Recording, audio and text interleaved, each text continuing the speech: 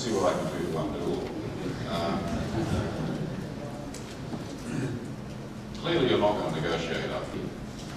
You only do that in dark, closed rooms. But let me just dig a little bit into a couple of things that a couple of you spoke about. Fernando mentioned, he said it quickly, and I hope that nobody could write it down, I'm sure.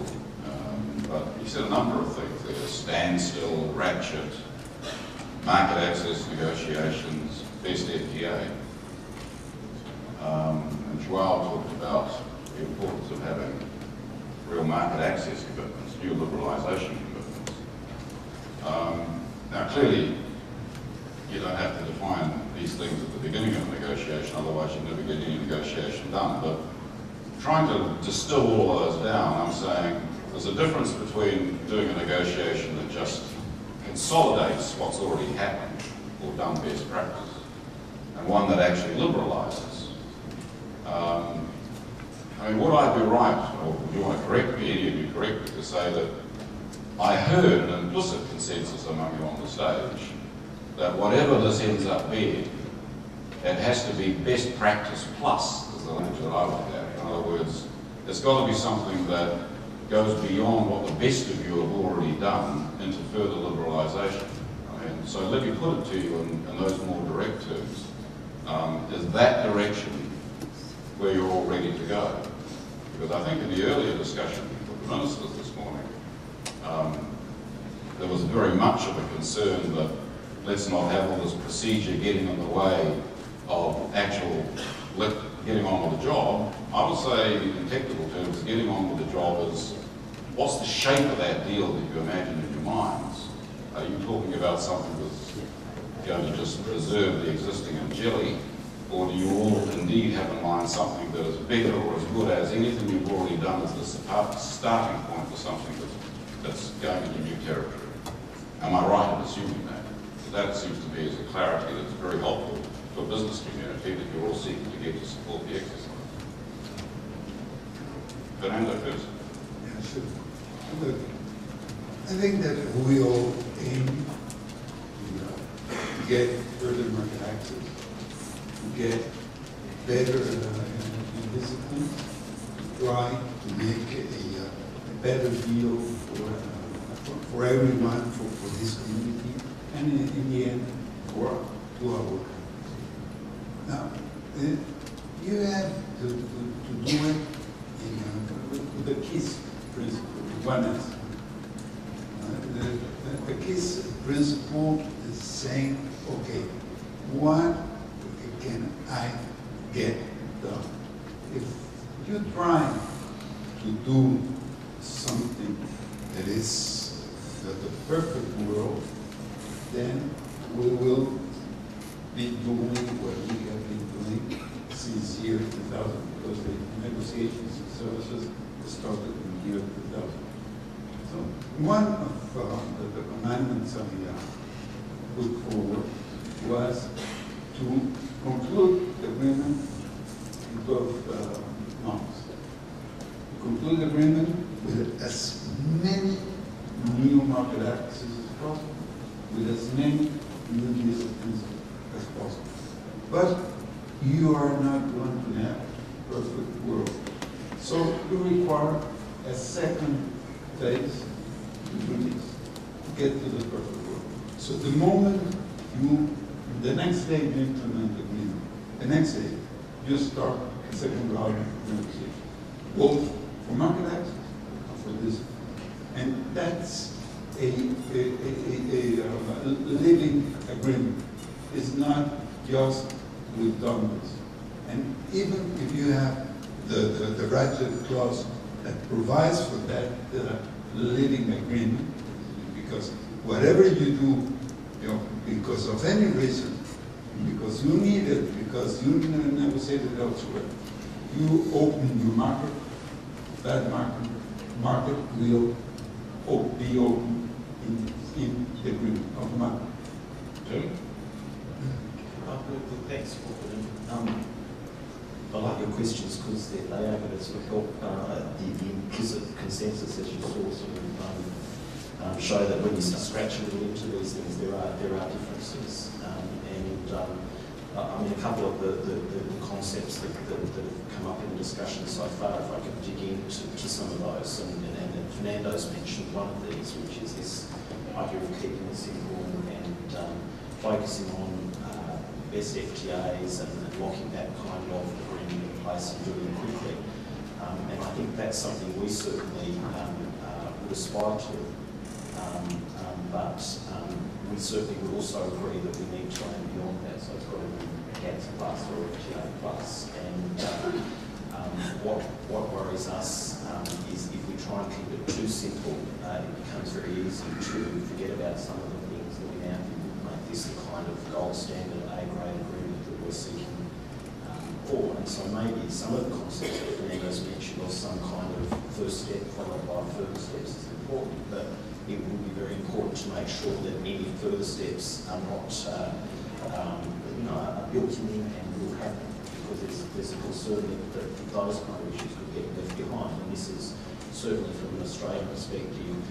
We want enhanced market access commitments, but equally important to us is that we have a strong credible rules component to this agreement. So the idea of keeping it simple, just locking the FTA commitments and then moving on doesn't quite do it for us. And this is part of the discussion that we still need to have. I think also you mentioned in your earlier comments that there's broad consensus around this idea of multilateralisation of the agreement, and I think that's true, and you've heard it from all of us today. But precisely how you do that is still a subject for discussion in the group as well. And you can go from various options like an accession arrangement, as some have mentioned, but there are other options as well. And certainly we want to explore all those, including sort of something that could be used as a docking point back into the WTO and even into the GATS agreement. And these are all issues that are still under discussion. Similarly, on the question of architecture and the positive list discussion that's going on, and like I said at the outset, I think this is a bit of a non-discussion in our view. It needs to be focused much more on the quality of the commitments that we're prepared to make sure that it's an ambitious agreement. And we heard this morning from various ministers that they've done FTAs that are both positive and negative, and they regard all of them as being highly ambitious and equalising agreements. So we need to grapple with those sorts of issues as well, because if we can't, and there is a discussion, there are different views in the group, and if we just all stick to our current positions, then we will fail in what the ministers asked us to do, which was to move this ahead as quickly as possible. So it comes back to the way through some of these problems in our view is to be open-minded, to look at how we can incorporate the best elements of all approaches into a new approach that delivers the kind of agreement that we all want. And unfortunately, I was attracted to Michael's idea of popping out and just doing it this afternoon. I think we might need actually till tomorrow afternoon to achieve that objective. But so just a little bit more time is required. But certainly our view is that the kind of issues and problems that we have at the moment to sort out can be done relatively quickly, and our objectives very much is to be in a position where we can launch a formal negotiation by the end of this year. And that fits in very, very much with the 12-month time frame that Fernando was mentioning. Okay, thanks. Well, I'm told we need to wrap the session up. I realise we're about 12:05. I do want to get at least two questions from the floor. My arbitrary take-up from this discussion, sitting here as a purely objective observer, is if what you're looking for in a negotiation is a degree of momentum, and momentum sometimes almost imperceptible, you have to have lived in Geneva for a long time with a microscope be able to detect it often, but if you've got the right instrument, you can see it. I think there's something like momentum there. I mean, in answer to the question I asked, I didn't hear Fernando actually disagree with fundamental point, which was essentially its best practice plus. If that plus is a big plus, then the best is the enemy of the good, but it's still got to be a plus. So I think that's really important. You don't try and negotiate now where you're going to end up, but that's a plus. Whether you call it an accession clause, what the details are, everybody says they want eventually multilateralisation, so that's a plus. Nobody's saying, well, my fingers and toes crossed. They're saying they want it, so you can find a way to do something if you want.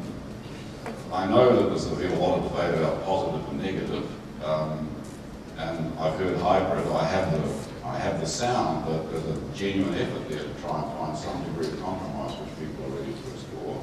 That's a big plus. Of course, my high school chemistry always told me that a positive and a negative inevitably leads to a negative, but I won't try and impose that view on anybody. There seems to me, no real departure from the view that if you're going to get the business support, you have to be able to have something which has an approach on the rules side that improves the present situation. So I heard all that. It takes another day and a few more drinks at the bar. That's great. I think we could tolerate that interminable delay if that's all that's required. So, okay, time for 2 questions from the floor. Otherwise, I'll be lynched. And there are too many people in this room with a vested interest in that happening. It's a critical threat. Okay, just, yes. Thank you very much for a great session. I'm Shirley Ann George with the Canadian Services Coalition. And I'd just like to zero in on this whole positive versus negative issue. And from what we can see from a Canadian perspective is a real danger that we have, if I can be frank, the Americans taking one position and the Europeans taking another position and going off to their corners at the beginning of the processes. So I'd like some clarification on that. And perhaps my question will be very specific. October is just around the corner. When you, for US and Europe, when you go to those meetings, are you willing to go to those meetings and state that you're willing to find a compromise position or some sort of consensus position, or are you going to continue to maintain the current perspectives of it has to be, yes, we're happy to compromise as long as it's what we want? I'll answer. I won't wait till October to answer your question. I'll answer it now. I think this is headed towards a hybrid outcome, and I think that Europe won't get a pure positive list. I think we won't get a pure negative list. I think we'll end up in some place that is in between, and there are already constructive conversations going on about that. And frankly, I'm only half joking about retirement of the war. So I see us moving in a good direction on that, and I think we can do it quickly, and certainly that's our hope. Ron? Yes, thank you. I think also that it's important. We need pragmatism here, and we are working to find a solution that everyone can be. But I think it's important that we get around some of the myths that exist. That negative list is more liberalizing than positive list. Not necessarily that not the case. The European Union has done agreements with both positive and negative with Canada, and negotiating negative. So that's not a problem for us. The question of that is linked to perceptions and conceptions of what would be easier for later multilateralization. Multilateralization of an agreement is not only to plug a section clause. It goes beyond that. It's creating a system that will make it easier to integrate in the current GATS architecture. That's what that is all about. It's not a question of more liberalizing or less liberalizing. It's a debate about what would be the easiest way to facilitate a later multilateralization. Okay. One last question on the front desk.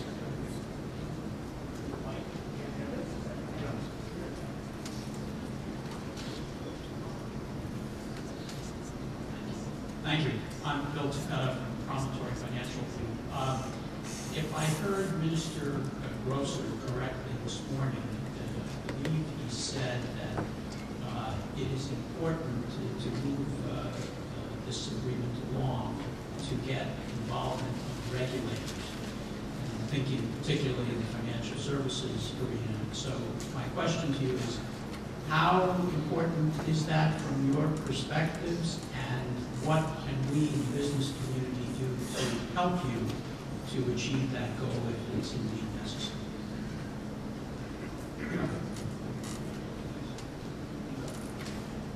When you negotiate services, really the difficult negotiations are not engineering. Difficult negotiations are in capital. And you have to negotiate with the regulators. So you have to have board regulators if you're going to plan. So I think that business can help us very much by talking to the regulators and saying to be kind with the trade negotiators. You know? I think this is the best way you can do things that can help us. And sometimes we don't even speak the same language. They say megahertz, and we say market access, right? So sometimes it's complicated, but still we have to have regulators with us. Otherwise, we will be in it. Okay, well, the regulators here have agreed that we have to bring this proposed now. So all remains for me to do is to thank all the panelists, and I'm sure you can show your